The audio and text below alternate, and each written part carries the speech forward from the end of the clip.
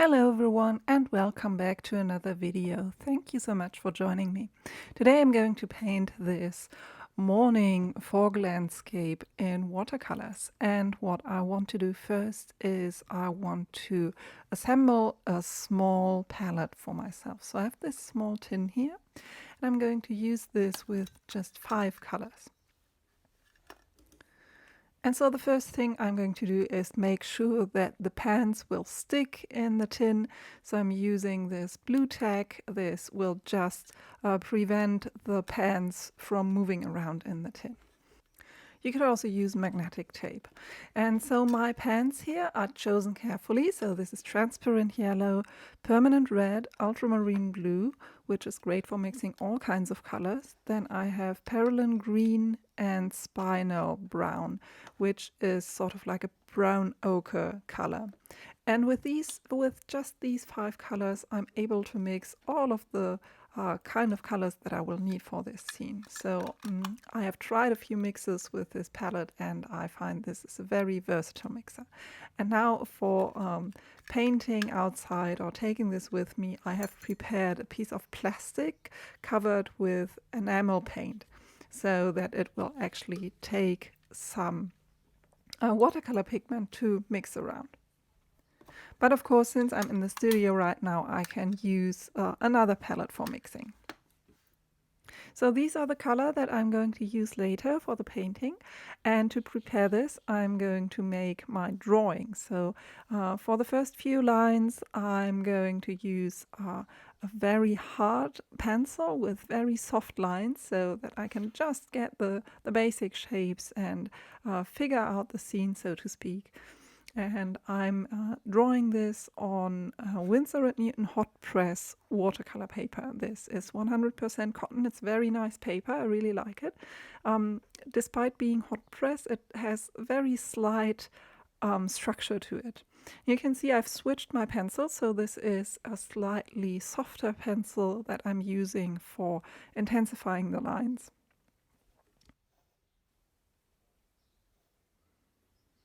And I'm taking my time getting all of the little details right. The sign here that's hidden partly behind the big tree on the right, and all of the windows in the houses, and then a bit of foliage. And I'm switching to my hard pencil again to add a few of the cloud lines that I want to be defined in the painting. I find it's always easier to define the sort of the cloud mass before you start simply putting pigment onto the page.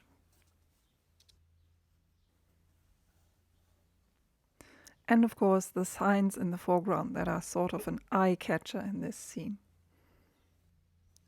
And what I really liked about this whole morning scene was how the sun illuminated the whole landscape, and how you could see the fog forming these interesting color gradients. So this was, again, light and atmospheric looks.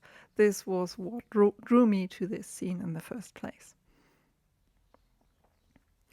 Adding a few last details, a little bit of grass, a little bit of texture, and then I'm ready to bring out my paints.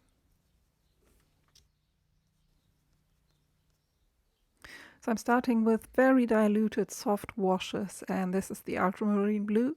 It's really a very generalist color that you can use everywhere for skies and for mixing. So it's very versatile and practical to use. And I'm also adding slightly grayish, blue-grayish tone up there. And I'm mixing this with a little bit of the permanent red mixed in and a little bit of the perylene green. And these will bring out this nice neutral gray tone that you can see. So with these first very watery washes in place, I can drop in more pigment as long as the paint is still wet. So I can intensify the clouds here and there where I see fit, and I just have to pay attention that the paint needs to be still wet for this. I don't want to add in too much pigment. And now wetting down the area where I can see the forest in the background, which is sort of blended out by the fog. So I want to add very little color, very little pigment. You can see I have a very diluted wash here, sort of dotting in the color bit by bit. And I'm using Perylene Green straight from the pan for this. So I have diluted it quite a bit because it can be very dark if you use it directly. But for these background slightly bluish colors, green colors, it's a very nice pigment. So it's also very versatile. That's why I chose this for this small palette. For the lighter, warmer greens, I'm using a mix of ultramarine blue and the transparent yellow. And this yellow is a really great mixer, so it's a really practical component of this small palette. And you can get all kinds of different greens out of these two. And of course, adding in Perylene Green will also change the tone of the green. I'm using the same gray color that I used for the sky for the road in the foreground. So using similar colors and similar mixes with such a small palette will help to keep the painting together a bit better. So the road has a little bit more red compared to the clouds. You can see this particularly in the left in the foreground. But I think that makes a very nice contrast to the slightly warmer light in the foreground and then the unlit clouds in the background. And I'm taking care that I don't lose this fog effect, so I'm softening the areas where I applied color, particularly in this middle band. And now I'm taking a little bit of time to add foliage to the large tree.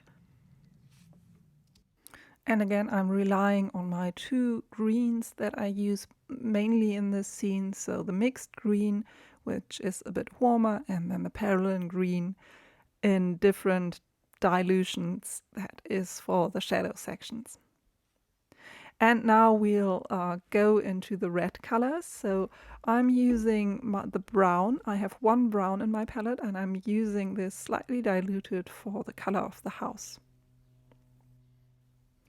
And another thing that you can do with Perylene Green, you can mix it to almost black. So I've added a little bit of blue, a little bit of red, and now I have this very, very dark gray that will perform as a black here for the roof and the windows.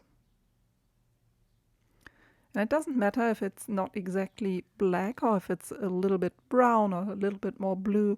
This will only make the color more interesting. And this is what the transparent yellow looks like when you dilute it with water. So I've mixed in a little bit of my brown for a more interesting color. And I'm spreading the pigment around. So I want these signs to be the eye catcher, as I said. So I'm taking my time with them.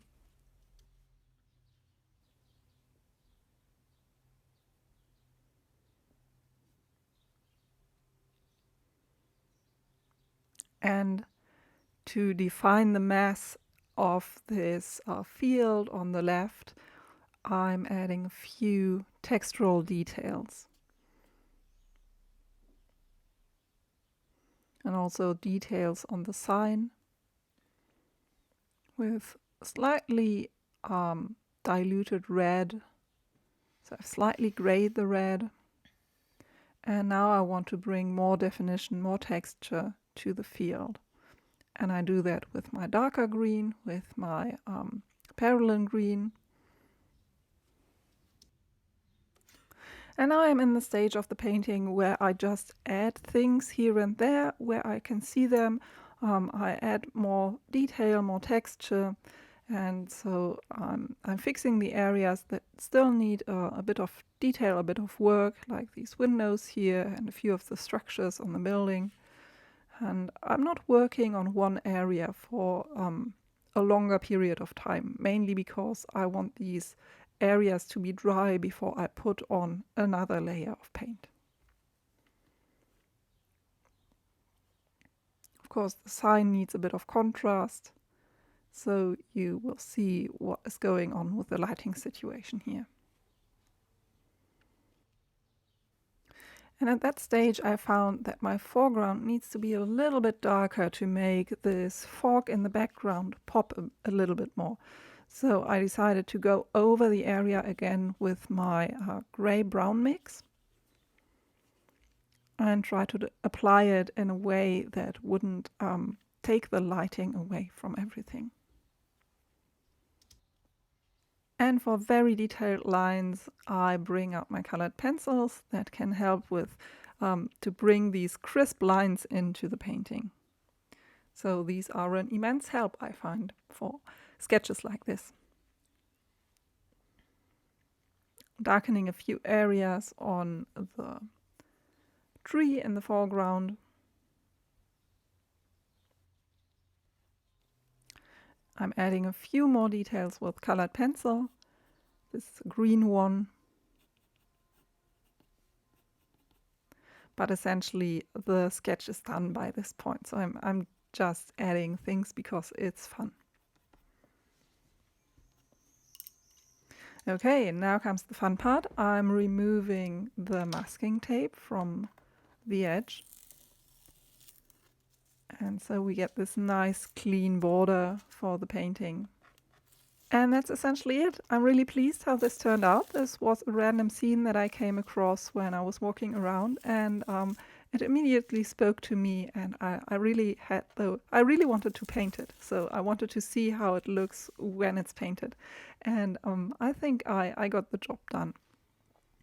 So yeah, that's it for this video. I hope you enjoyed it. And as always, feel free to comment, like, and subscribe.